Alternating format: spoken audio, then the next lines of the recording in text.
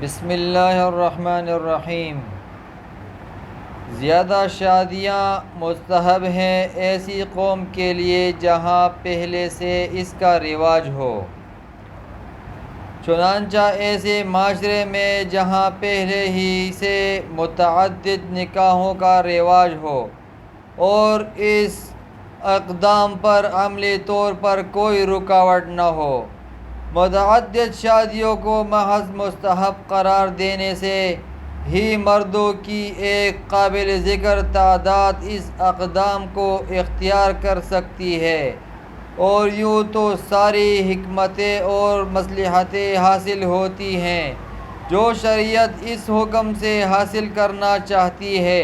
اور وہ تباہی و بربادی جس سے شریعت مسلمان معاشرے کو بچانا چاہتی ہے، اس سے بچانے کے لیے ایک سے زائد شادی کو فرض و واجب قرار دینے کی ضرورت ہی نہ تھی۔ مگر یاد رکھیں، جس معاشرے میں عملی طور پر ایک سے زائد شادیوں کے اقدام کو ٹیڑھی نگاہ سے دیکھا جاتا ہو، اور اگر کوئی شخص جس کی پہلی بیوی فرمان بردار اور اطاعت گزار بھی ہو، اس بیوی سے اولاد بھی ہو، خوب ہنسی خوشی زندگی گزر رہی ہو، محض شریعت کی ترغیب پر یہ شخص دوسری شادی کا ارادہ کرے تو اس کی تو کیا حوصلہ افزائی ہوتی، بلکہ وہ شخص جس کی بیوی بالفرض مذکورہ بالا تمام یا بعض صفات سے عاری ہو، جس کے باعث اس کی زندگی تلخ ہو کر رہ گئی ہو، یا مثلاً کسی کی بیوی بانجھ ہو، تو ایسے شخص کو بھی اس دوسری شادی والے اقدام سے باز رکھنے کے لیے نہ صرف پہلی بیوی پر صبر کی تلقین کی جاتی ہو، بلکہ باز نہ آنے کی صورت میں وہ کچھ طعنے اور دھمکیاں دی جاتی ہو جن کا کچھ تذکرہ گزر چکا۔ حکومت سے لے کر معاشرے کے ہر طبقے کی طرف سے اس اقدام کی سخت حوصلہ شکنی کی جاتی ہو، جس کے باعث پوری قوم میں برادری سے جھگڑا مول لینے والے چند مولوی قسم کے لوگوں اور انہی کی طرح مزید کچھ عجیب و غریب قسم کے دوسرے لوگوں کے سوا ہر شخص اس کو بہت بڑی حماقت سمجھتا ہو اور اس بارے میں سرے سے سوچنا ہی گوارا نہ کرتا ہو، اور ان تمام تر حالات کے نتیجے میں وہ کچھ تباہ کاریاں پیدا ہو رہی ہوں جو فطرت سے بغاوت کا لازمی نتیجہ ہوتی ہیں۔ ان حالات میں ان تمام تر تباہ کاریوں سے نظر پھیر لینا اور یہ کہنا کہ ایک معمولی سا ترغیبی کام ہے، کوئی کر لے تو شاید تھوڑا بہت ثواب مل جائے، لہذا اس تھوڑی سے ثواب کو حاصل کرنے کے لیے اطمینان قلب جیسی عظیم دولت کو اس ثواب کی بھینٹ چڑھانا اور خاندان اور پہلی بیوی کو پریشان کرنے کا گناہ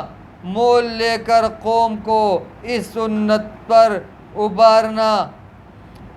اور اپنی صلاحیتوں کو اس فضول کام میں خرچ کرنا ایک احمقانہ حرکت ہے۔ تو ایسا کہنا اور صرف جہلا کے رد عمل کے خوف سے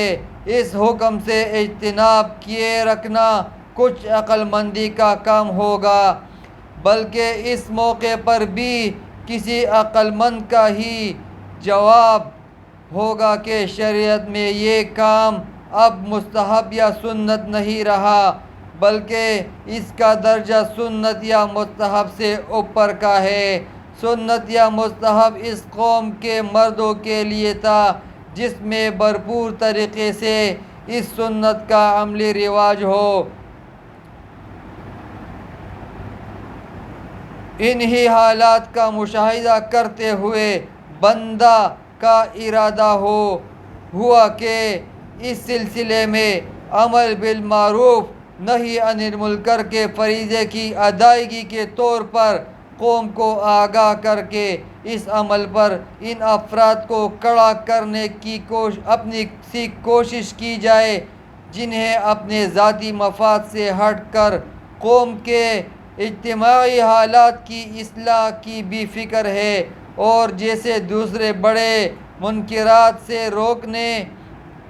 کے لیے اہل علم و صلحاء اپنی توانائیاں صرف کر رہی ہیں، زبان و قلم اور اپنے عملی اقدام سے قوم کو ایک سے زائد شادیوں والی ایک ایسی سنت پر ابھارنے کی بھی اپنی سی کوشش کرے جس کی نفرت لوگوں کے دلوں میں گول کر ایسی پلا دی گئی ہے جیسے بنی اسرائیل کے دلوں میں بچڑے کی محبت پلا دی گئی تھی۔ کتاب کا مقصد محض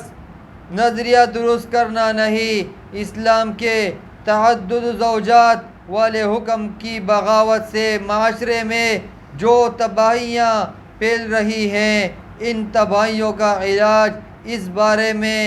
صرف نظریہ درست کرنے میں نہیں بلکہ عمل ضروری ہے۔ لہذا ہمارے اس تحریر کا مقصد بھی قوم کو عمل پر ابھارنا ہے، محض نظریہ درست کرنا نہیں۔